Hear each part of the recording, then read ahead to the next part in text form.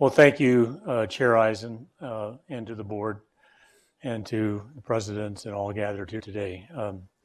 Last month, I celebrated my 5th year as your chancellor, and I look back and recount my numerous visits to the 23 campuses and the literally thousands of conversations with students and alumni, faculty, staff, administrators, trustees, and the talent here in the chancellor's office, the many meetings with local, state, and federal lawmakers, and the countless discussions with our foundation and advisory boards, along with business and industry, the nonprofit, the educational, and the community leaders. I keep coming back to the remarkable breadth of reasons why the CSU matters so much to so many people. So what are the profound reasons that the CSU matters? For what cause? For what purpose? I answer by first looking at our legacy as a transformative, consequential university. Since our first campus was founded in 1857 as a normal school and is now an exceptional university, all the way through today. And I look at where the CSU stands today, what we've achieved together over the past years, and where opportunities lie for 2018 and beyond. How our legacy and the tough decisions we must make in our present must help inform, strengthen, and empower our vision for the future. And I'm also going to look at the future, to our vision of what a consequential public university in California will emerge as in the coming decades, and what we need to do to get there. So let's start with CSU's legacy. Now, whether you trace our founding back 6 or 16 decades, our legacy cannot be fully told by looking at a map of California or by thumbing through the fact book. Our legacy is a community of over 4 million Californians, alumni, students, faculty, and staff, and their contributions and historic work that we celebrate today. Our legacy is a campus rising from the ashes of the Watts Rebellion in 1965 and solidified in the 1968 Summer Olympics in Mexico City. Our legacy is the successful careers of alumni like film executive Kathleen Kennedy, baseball star Justin Turner, the Honorable Hilda Solis, and astronaut Yvonne Kegel. Our legacy is the discovery of gravitational waves, new techniques in agriculture, palliative care and surf science, and in the creation of cube satellites, Bluetooth, and the microprocessor. Our legacy is the 5 Wong Family Excellence Awardees who we will celebrate later today, 4 faculty and 1 staff member, and their world-class dedicated colleagues across the system. Our legacy is the story of Sacramento State, which on October 16, 1967, had the courage to stand up to hatred and division by inviting Dr. Martin Luther King Jr. to speak at a time when few others would. On that day in 1967, Dr. King was welcomed at the Sac Airport by a young sociology professor and activist named Dean Dorn, who remembered Dr. King telling him in the short car ride from the airport to the campus stadium that we must, and I quote, "keep up our hope, our struggle, and our determination to continue even when we may never reach the destination." A visionary statement, a timeless statement, a profound statement that we can all benefit from today. Indeed, our legacy at the CSU is the story of 2 sisters, Natalia and Isabel Carvajal, who, with their family, fled their home country to escape death threats from the Revolutionary Armed Forces of Colombia. Upon arriving in California, they didn't speak English and struggled at first to fit into their school. Their parents, a doctor and an accountant back home, took low-wage jobs to make ends meet. And after the family's visas expired, Natalia and Isabel worried that they couldn't attend college or get financial aid despite both excelling in high school. Now, luckily, because of Cal State San Bernardino's privately funded scholarship for the highest achieving high school seniors in the county, regardless of status, Natalia and Isabel were able to reach their dream-driven goals and graduate with honors from CSU San Bernardino. Both have since earned advanced degrees and started a company in Los Angeles providing life-changing therapies to infants with disability. Not surprisingly, over 3/4 of their company's workforce are CSU alumni. And because of the legacy of this scholarship fund, started by the late President Al Carnegie and further strengthened by President Tomas Morales, Natalia and Isabel established a Dreamer Scholarship at San Bernardino last fall. And our legacy is my own story as an immigrant, a student athlete, and as the first in my family to attend college. Look, I have personal insight and deep gratitude to California's public higher education three-legged school. As many know, I'm a product of this university twice, East Bay and Fresno. And you've heard my community college, CSU, and UC story before, because I love to tell it to anyone who wants to listen, and even those who don't. What you have likely not heard is that legacy of public higher education in California is also found in the story of my father.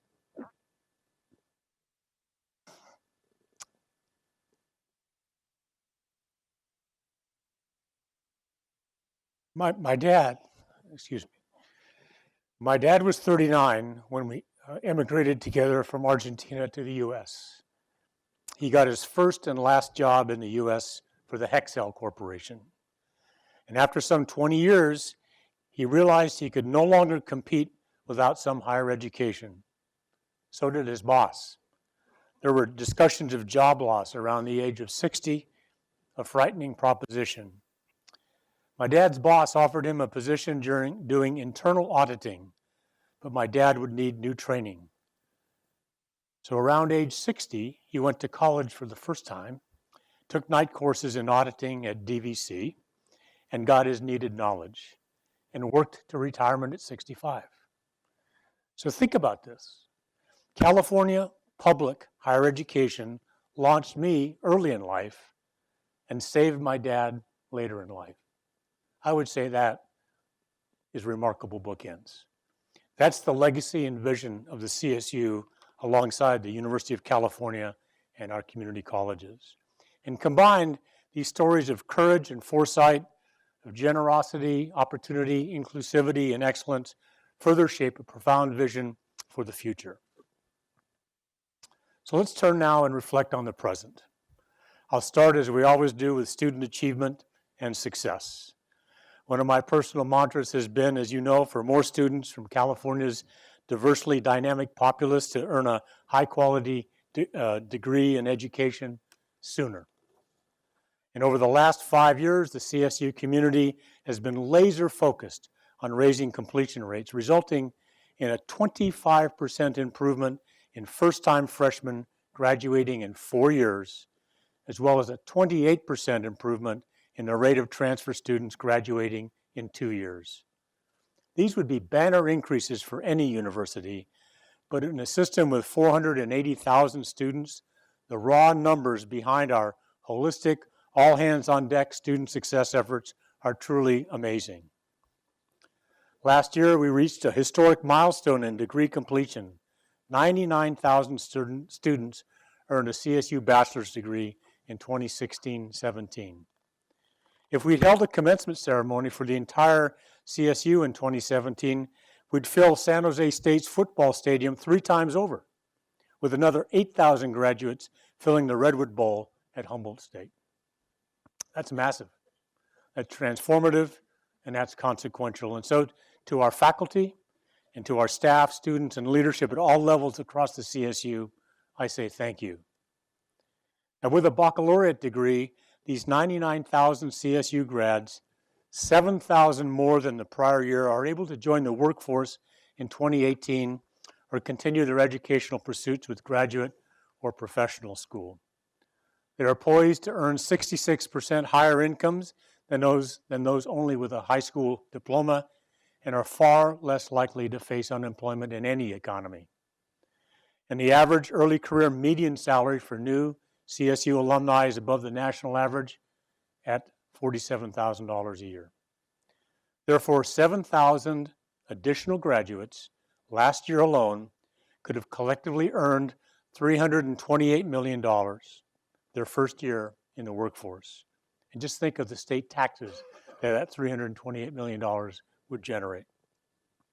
If we keep this momentum going, we can begin to overcome California's looming degree drought and power our society and economy for decades to come. We know, of course, that the value and quality of a university education cannot be measured simply with these metrics of graduation rates.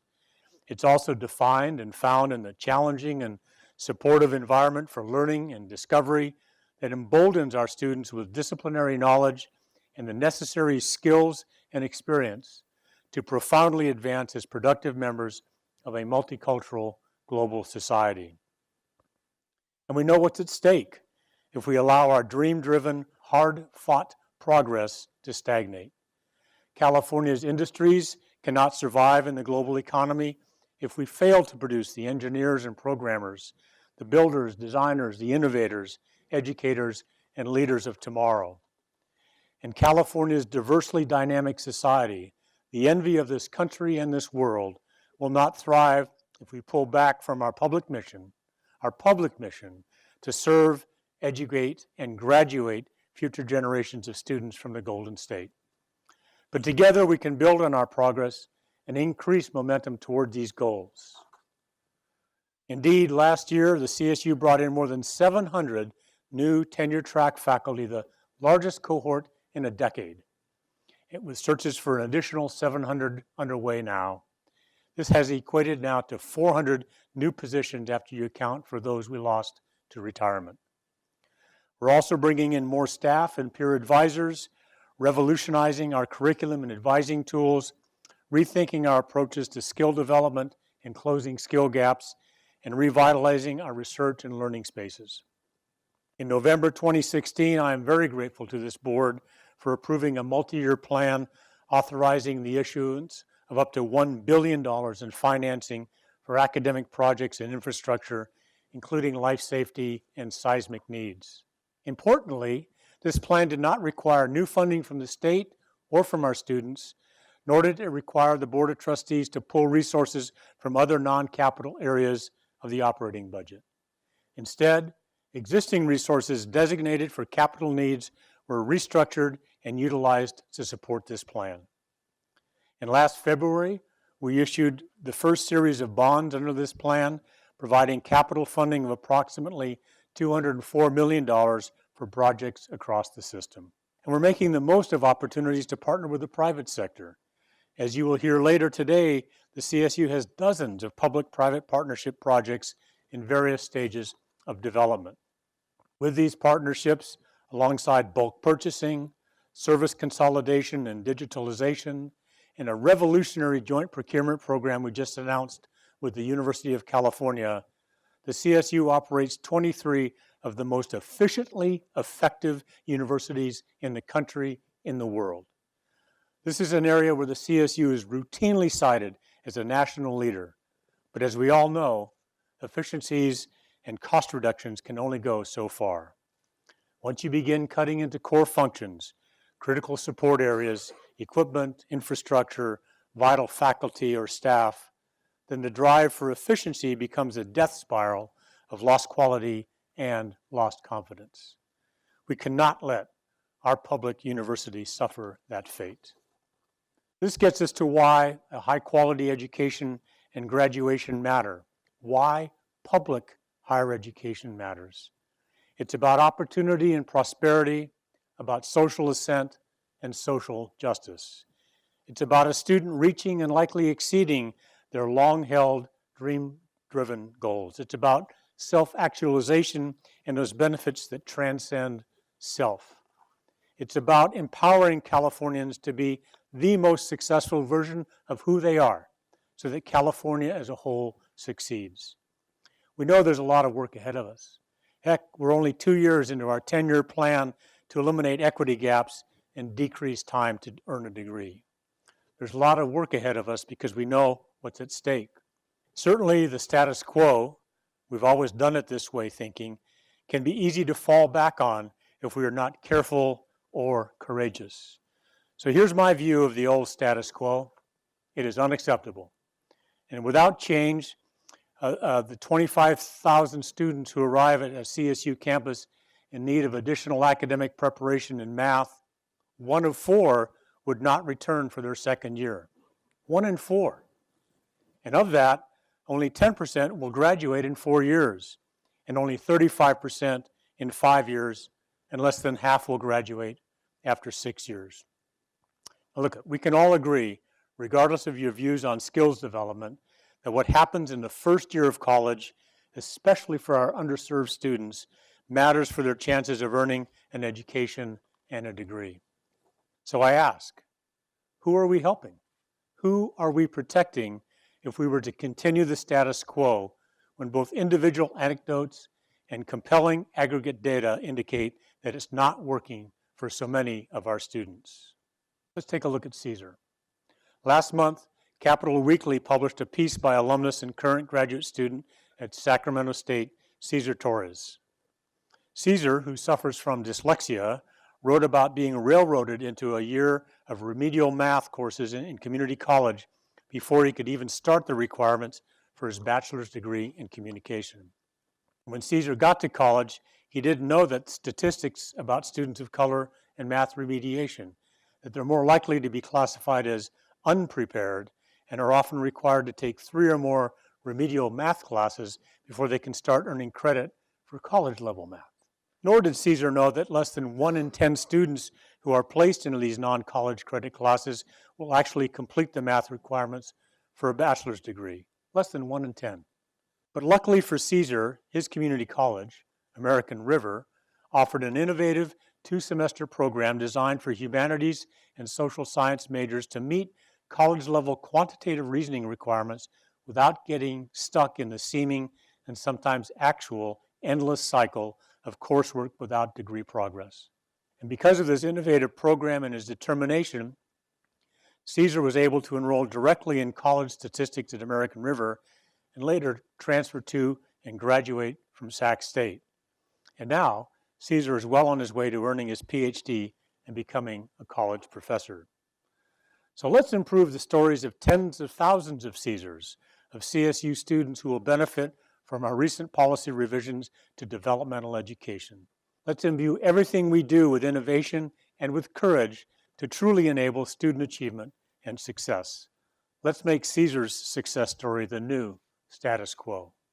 Now, this incredible truth about our progress is that we are making gains on adding more professors, more advisors and courses, while keeping costs for students and the state of California low. And many faculty and staff across the CSU are hard at work redesigning courses to ensure students can earn college credit while receiving the support that they need. Indeed, we are constantly praised nationally for return on investment by experts in higher education and in statewide public opinion polling, including a recent study of Californians' view that showed significant improvements over the past 6 years in very favorable impressions of the CSU. And during the last 5 years, we have kept focus on an affordable college degree, with tuition rising only 4.9%, while creating access for an additional 35,000 Pell Grant recipients. 35,000 students we added over the past 5 years that are Pell students is equivalent to the total combined enrollment of Pell Grant students at the 8 Ivy League universities, plus UCLA, UC Berkeley, and USC. That, too, is an important part of our proud legacy. And between Pell Grants, Cal Grants, and CSU State University grants, some 2/3 of our students have their tuition completely covered without loans. Let me repeat that. 2/3 of our students do not pay tuition after financial aid. Now, we also know that students don't just pay tuition. They have to live in California, and California is indeed expensive. That's why it's important, in line with our legacy, to keep costs as low as possible for our students, while also understanding the reality that a quality education does take resources. And that in today's new normal here in California, the days of fully subsidized tuition are in the past. The simple truth is that someone always pays. It's who pays that has changed over time. And make no mistake, we are thankful for incremental increases in our state appropriation in recent years. Yet these increases in support from the state are going in large part to the rising costs of health care and other mandated and inflationary costs that eat away at progress that we've made. We are essentially trying to walk up a down escalator. Even with the remarkable improvements in efficiency and cost reduction we have done and will continue to do, and they will be described later in this meeting in the Budget and Finance Report by Steve Relier, we can't progress to meet California's needs and our students' expectations of us. Indeed, we're on an unsustainable pathway. This concerns and saddens me as a Californian, as an educator, and as your chancellor. And while the idealist in me says that someday the state will take us back to the days of free education as a public investment, the realist in me says that's not going to happen in our lifetime. And still, and with all due respect, I will continue to say to our elected leaders, the moment to properly invest in the CSU is overdue. And as our trustees have requested year in and year out. We are, after all Californians. It shouldn't be the CSU versus the state of California when it comes to resources. It should be us working together to serve Californians. With a strong economy and robust state coffers and new industries generating millions, if not billions, in additional taxes and fees, all developments resulting in the growing need for a university-educated populace, it is imperative to invest adequately in the today that fuels the tomorrow. So that leads me then to our vision. And it is based on shared priorities, and I trust that in the year ahead we can build on the progress made in 2017. Towards student achievement and success, making sure that more students, regardless of background or status, are earning degrees that empower their career goals and life trajectories. Enrollment, staying true to our founding mission to educate and graduate every qualified Californian and not turning away more of them from our campuses. Facilities and deferred maintenance, working to repair, renovate, and modernize our learning and working environments and successfully advocating for more flexibility and authority to better meet our backlogs and our needs. And fair compensation. I'm proud that we were able to come together with our union partners last year on new agreements that better reflect our appreciation of the work that they do. But our voices are loudest and strongest when in unison, and when we tell the profound CSU story in our thousands of voices.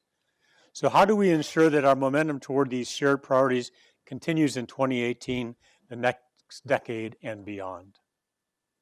I believe that every obstacle and opportunity facing the CSU in the year ahead will require our university community, alongside stakeholders, allies, friends, and partners, to speak as one voice for our values and mission in service to California and for California. In November 2017, I was invited to speak at the California Economic Summit's annual program, the theme of which was and is instructive for today, quote, the roadmap to shared prosperity. I joined with UC President Janet Napolitano and Community College Chancellor Eloy Oakley. And following my comments, I was asked what my predictions were for 2018.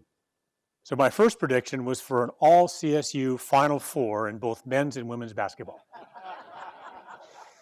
So far, so good. Hope springs eternal in sports, but if it doesn't work out, there will be momentary disappointment for fans, players, and coaches. My second prediction for 2018 would be that there would be a fight for resources, for our values, and for our vision as the most diverse, inclusive, and consequential university in the nation. Now, I don't say a fight as a disrespect towards our elected leaders at all.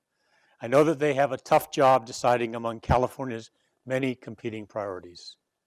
When I say fight, I mean that we'll all need to come together, along with our sibling institutions, the University of California and the community colleges, and our elected officials, all together to affirm our belief that the best investment that California can make for its people is public higher education. Indeed, like sports, hope springs eternal in funding requests. But here, the consequence of not succeeding is much more profound than mere disappointment. It means lives not redirected with the power of public education and the hope and opportunity and social ascent that lifts individuals, families, and communities. It means lost human potential.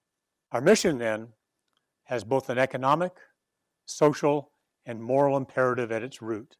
So let's work together to be successful. When I say fight, I mean that we need to continue to stand against the centrifugal forces, Becky, of hate, ignorance, intolerance, and bigotry that seek to divide our communities, university, and societies. And that is why yesterday I issued CSU's statement, commitment to inclusive excellence, available for all to peruse at our website. And when I say fight, I mean that we need to stand in solidarity with our most vulnerable students. Through our 160-year history, standing up for our most vulnerable students has been an integral part of our legacy. Indeed, at all times, unfortunately, there are students individually and collectively facing undue hardships, obstacles, and discrimination. And as a public university, the CSU, it is our founding DNA to support, advocate, and protect our most vulnerable students, no matter the circumstance.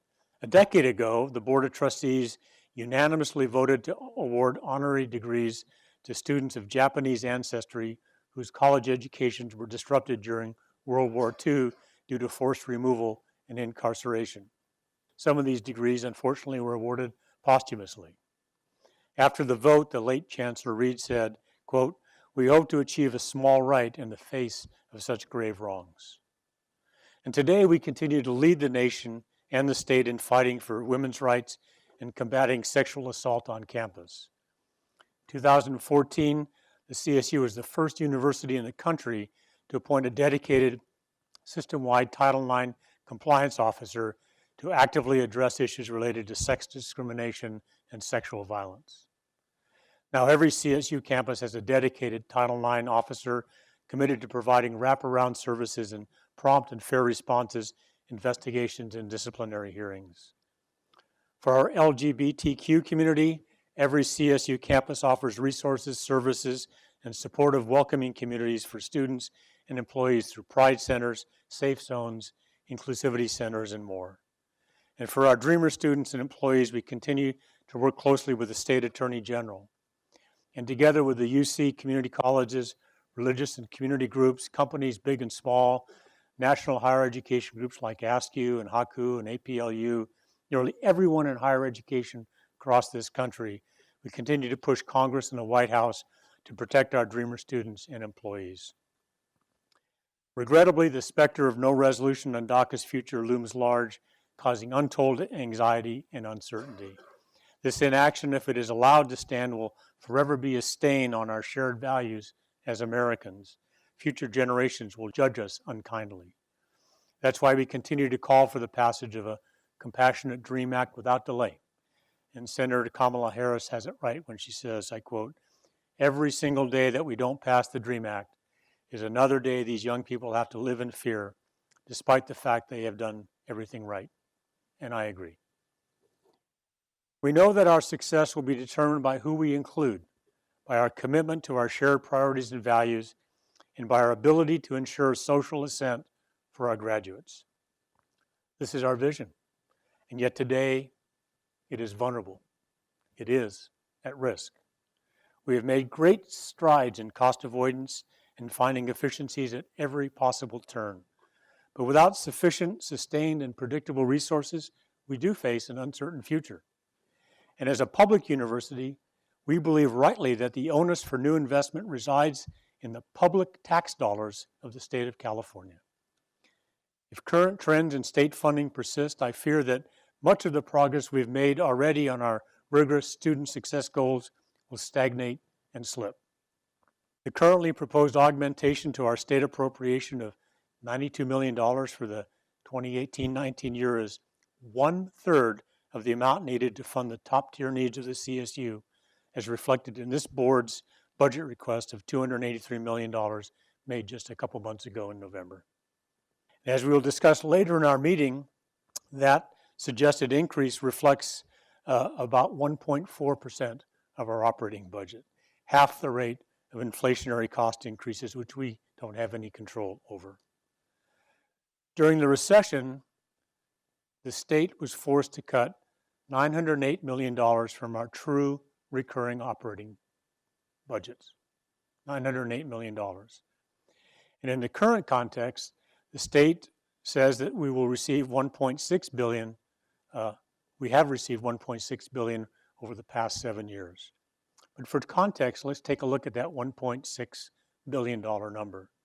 $700 million of it are either refunds or pass-through costs, leaving about $907 million in new actual state investment for recurring operation costs since the recessionary cuts of a nearly identical amount.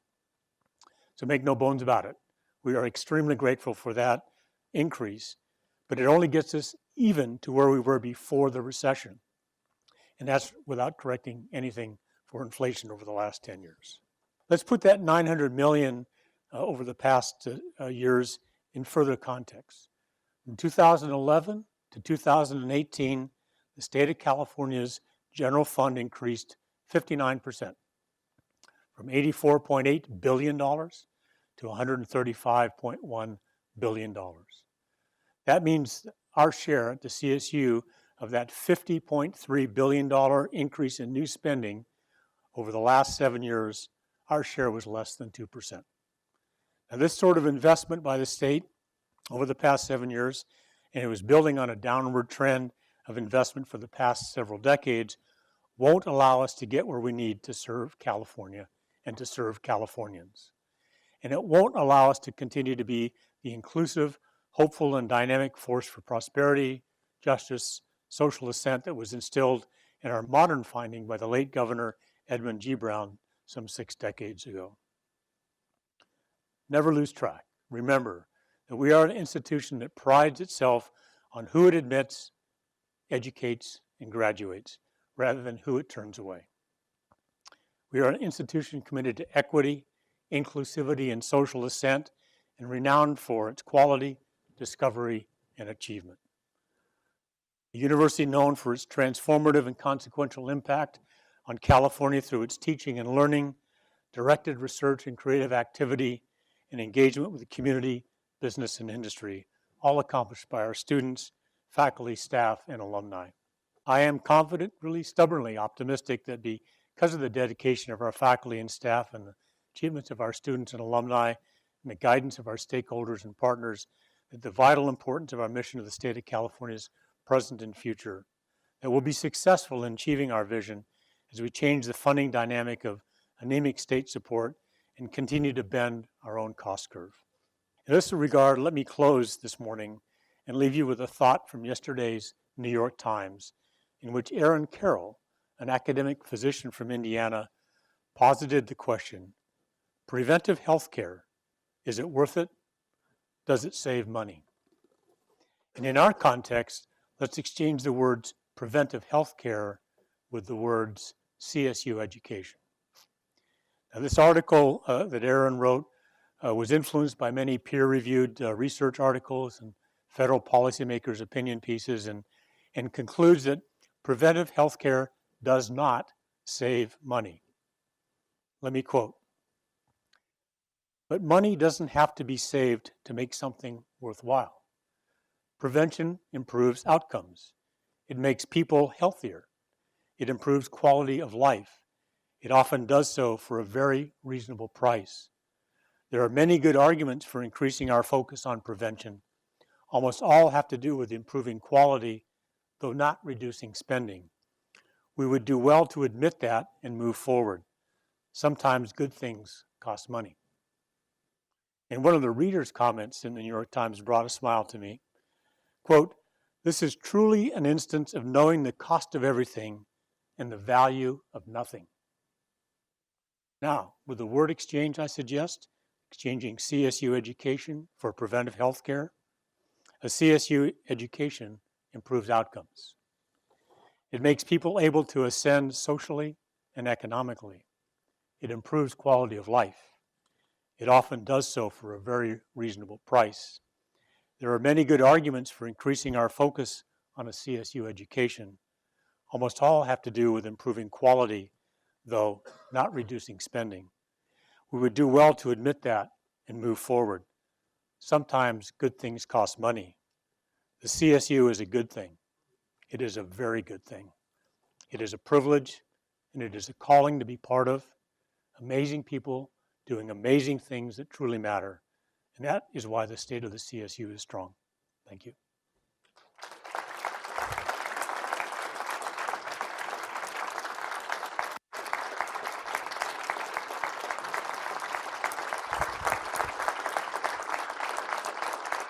Thank you.